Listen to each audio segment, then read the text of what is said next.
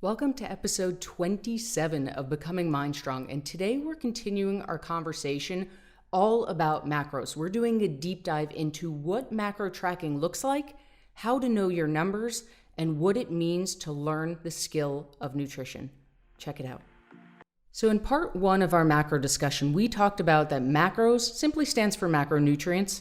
And when we talk about macronutrients, we're just talking about your carbs, your carbohydrates, your fat, and your protein. Then we talked about why this is the single most sustainable lifestyle. If you are walking around with horse blinders on saying, I can eat this, I can't eat this, I can't eat this, I can't eat this, I promise you from the bottom of my heart, it is not going to be sustainable. And that is not a knock to you. That is not a knock to your willpower. That is human nature. Willpower, science has proven, is an exhaustible resource and it will run out at some point. So the way that we make this a totally sustainable lifestyle is by what I call flipping the formula. So instead of saying, once I hit my goal weight, then I'll eat the foods I love, we flip the formula. How can I hit my goal weight while eating the foods I love? And that's exactly what macro tracking does for us. It's all about learning to eat the foods we love while hitting our goals. And when you do it that way, you will literally never diet again. So in our last episode, you heard me make an analogy where macro tracking is exactly like a financial budget. So I'm going to dig deep in this analogy because it's so perfect for many, many reasons, both logistically in terms of how macro tracking works and also from a mindset standpoint, right? If you've ever sat down to come up with a financial plan, you know that in the beginning, it freaking sucks. And we've talked about this in past episodes, right? This idea of we don't want to put that all out on paper. We don't want to sit down with someone and see just how in debt we are, how many credit cards we have out, how much we owe on our house, whatever it is. It freaking sucks to see it on paper. But we have to shine that light of awareness first because the reality is it's going on whether we want to admit it or not. And the way that we take control once and for all is by first shining the light of awareness, getting real about it, accepting the fact that it's just data. It is not a reflection on us. It is not a reflection on our worth. It's simply data. And it's going on whether we want to admit it or not. So we shine the light of awareness. And then step 2 is making a plan. That's how we start to take control, by knowing what's going on and then coming up with action steps to take control. And that's the same exact analogy for macro tracking. When we first start, the very first week before we do anything, we very simply track our food. So what that means is there's a million free apps out there. The one that I personally like is called MyFitnessPal. I'm not affiliated with them. It's just the one that I happen to use. There's one called Lose It. You can use a Fitbit for this. There's a million apps to choose from. But for that first week, you're not going to try to be on good behavior. You're not going to try to do a major life overhaul. You're very simply going to eat the way you normally eat and track your food. And that's it. We're just shining the light of awareness. We're getting it all out there. And yes, it can be tough. And yes, it can suck to see it on paper, or in this case on an app. But that is going on regardless. If you've struggled with your weight and said, I don't understand what's happening, this is step 1. This is going to show you very clearly what's actually going on. And we have to remind ourselves that this is happening no matter what. It's not a reflection on me. It's not a reflection on my self-worth. And we're going to celebrate the fact that we're taking action. Now, going back to our analogy, after you sit down with that financial advisor, the next step is going to be to come up with a plan. And for most of us, that usually entails a budget, right? Here's how much you have to spend each day. And here's where I really like to drive home this analogy of how this relates to macro tracking. Let's say that I handed you a $100 bill and I said to you, this $100 is yours to spend on whatever the hell you want. Doesn't matter to me. The only rule is it doesn't roll over. You can't hold on to it. You have to spend all 100 today. You could make 10 smaller purchases throughout the day. You could make 3 medium-sized purchases throughout the day. You could make a big purchase in the morning and then save your money all day long. You could be stingy with your money all day long and then go on a shopping spree at night. It doesn't matter. Whatever you want to buy, it's your money to spend as long as you spend all 100 that day. So when you have your personal macro plan, that's exactly how this works. You're going to sit down, you're going to have your plan. It's going to show you your total number of calories, your total grams of carbs, your total grams of fat, your total grams of protein. From there, you can eat whatever the hell you want as long as you hit your goals. So if you decide, going back to our analogy from the last episode, that it's Tuesday and you want a piece of pizza, well, a piece of pizza has a bunch of fat and carbs in it, right? That's part of what makes it so delicious, is that it's high in fat and carbs. But awesome, if you want to quote unquote spend those fat and carb grams on that piece of pizza, do it. It just might mean you have to be a little stingier as the day goes on. If it's the end of the day and you look at your app and you see, holy crap, I have 20 grams of fat left to quote unquote spend, well, guess what? Now standing over the sink eating spoonfuls of peanut butter isn't a cheat meal. It's not that you're doing something wrong. You're doing exactly what you need to be doing because you are hitting your macros. When we think of it like a budget, when we think of it as spending, just think about that for a second. Think of the way that changes your relationship with food. Right? Is pasta this evil carb that we don't understand why it's evil, but we've been told that? No, pasta is a great way to hit your carb macros. In fact, if you have lentil or chickpea pasta, it's a great way to hit your carb macros and your protein macros. And it becomes this game. It becomes this game where nothing is off limits. And yes, we want to make more nutritious choices the majority of the time, but it leaves room for those fun foods. If you've hung out with me before, you know that I love Krispy Kreme donuts. I refuse to live a life that does not include Krispy Kreme donuts now and then. So if I get a craving one day for a Krispy Kreme, I might sit with it for a day. I might say, do I really want to spend it? I don't know. But if it's still there the next day, hell yeah, I'm eating a Krispy Kreme donut.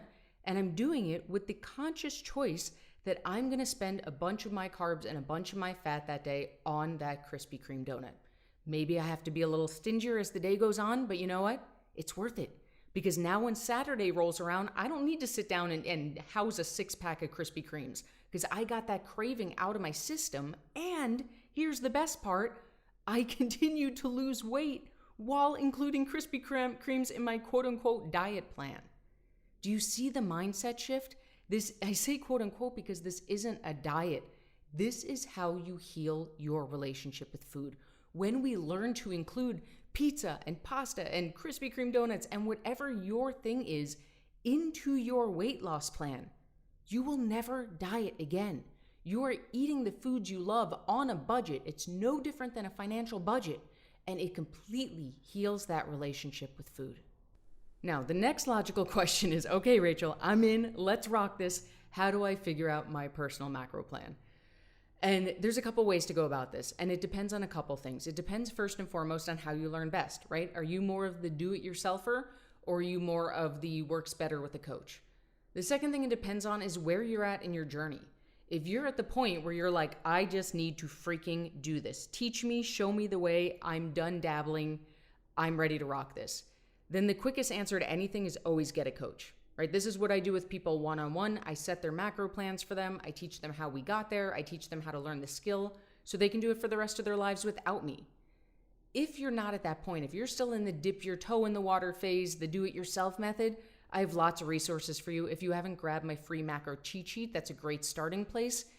At the end of the day, it's a formula. There's a formula that we use to take your total calories and to break them down into carbs, fat, and protein.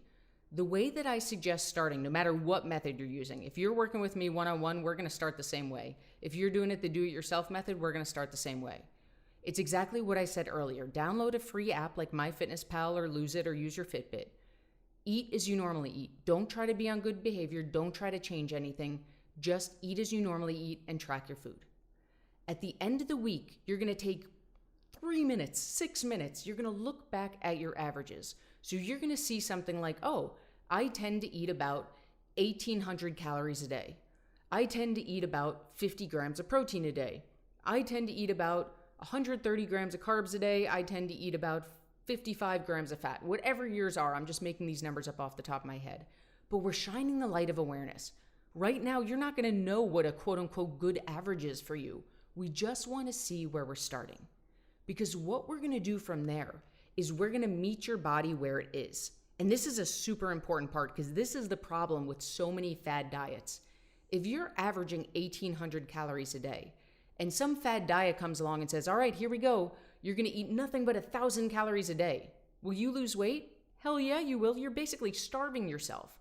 But number one, and this is a huge number one, it is not going to be sustainable. Because we know by now that our bodies are designed to avoid pain and seek pleasure, but above all, avoid pain. And walking around starving all day is this serious, serious pain, and it's not going to last.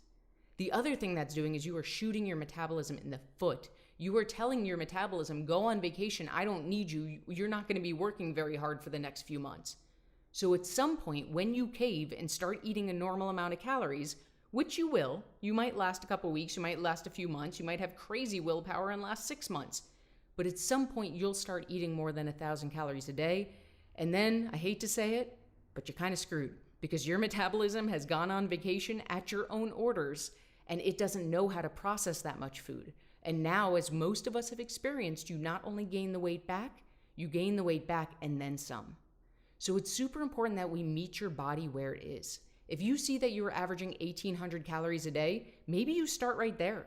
For a lot of people, it's not even that we're overeating consistently, it's that we have a really high day and a really low day, and then an even higher day and then a really low day. And we're taking our body on this roller coaster. So for a lot of us, just spending a couple weeks evening out. Just stay at 1,800 calories, you'll apply the formula to figure out your carbs, fat, and protein, and that's a great starting place. If you see that you're averaging 1,800 calories and you're like, you know what, I feel like I ate a lot this week. Like I really feel like dropping that to 1,700 calories would not be a big deal. Then you'll start at 1,700 calories, and from there you'll apply the formula and you'll break down your macros. Your total calories are the most important part to this. And if you've listened to past episodes, you know why. Weight loss comes down to calories in versus calories out. So the formula I'm referring to, what it's going to do, and this will make more sense when you download one of my reference sheets and see it. But what you're going to do is you're going to take your total calories and you're just going to break them down with some simple division and subtraction. Super easy math. I'm not a math person. It's very easy. But the total calories are the most important part. And that's true for two reasons. The biggest reason is because weight loss is calories in versus calories out. The second is your macros actually total up to your total calories.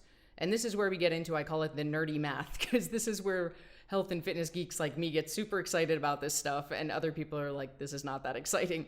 But the way it works is this, if you're interested. If you're not, you don't really need to know this part, so fast forward or turn the volume down for a second. 1 gram of carbs equals 4 calories. 1 gram of protein equals 4 calories. 1 gram of fat equals 9 calories. So when you get your personal macro plan, if you apply that nerdy math to your macros, you will see that it adds up to your total calories. So really what we're doing when we track macros, it's not, sometimes I start to say it's calorie counting 2.0, but it's not even 2.0. It's like calorie counting 1.2. We're taking your total calories because they are queen for fat loss, and we're dividing them up into carbs, fat, and protein for 2 reasons.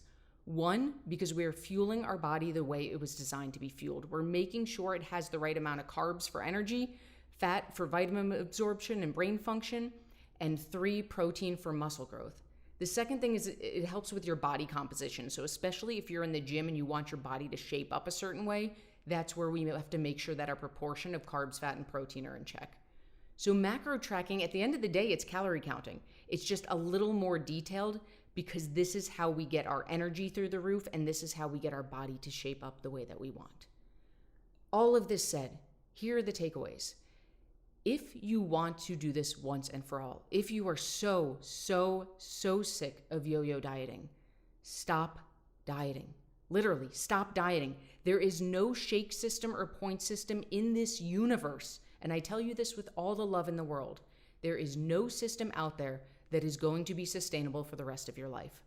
The way that we do this once and for all is by healing our relationship with food, by doing a total mindset shift around what our relationship with food looks like. And that doesn't happen by standing in front of the mirror and repeating mantras. That happens by flipping the formula, by learning to lose weight while eating the foods we love. And the way we do that is by learning the skill, because it is absolutely a skill. You can learn to ride a bike, you can learn to sew, you can learn the skill of macro tracking, and it's a skill that you learn once and you have for life, and that's how we completely heal our relationship with food. So I'm going to encourage you to take a couple steps from here. 1, if you haven't done so already, go see the link on this episode and grab my free cheat sheet, the 5 things you need to know about macros. 2, if you're ready to take it a step further, go check out my website, www.mindstrongfitness.com. And there's all kinds of resources for you there, either the do-it-yourself method or with me helping you figure out your macro plan. Whichever method you're going to go with, the starting place is this. Go download a free app. You can use MyFitnessPal, you can use the free version, you can use Lose It, you can use your Fitbit. Eat as you normally eat for 5 to 7 days and just get in the habit of tracking your food. At the end of the week, you're going to take 3 to 6 minutes, you're going to study your averages, and you're going to use that as your starting place. As I said, this is a skill. Anytime you learn a skill, it's going to take time, it's going to take practice. There's absolutely a learning curve to macro tracking.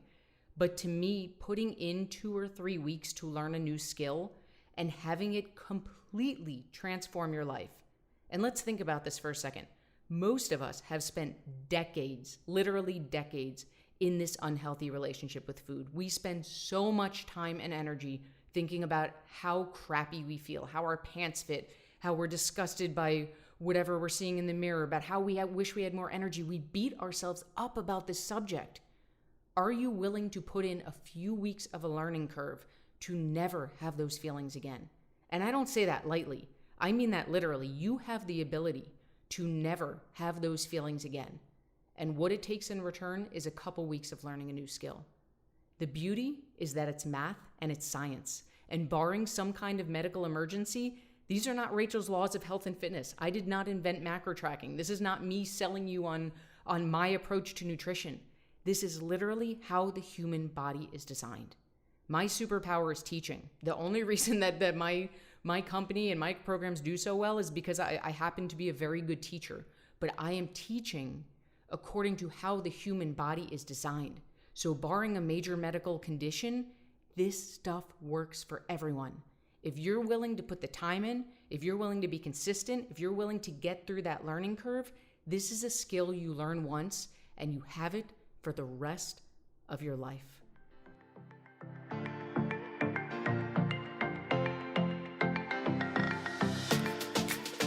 If you're ready to completely learn the skill of macro tracking, go grab my freebie, The 5 Things You Need to Know About Macros. It's linked in this episode.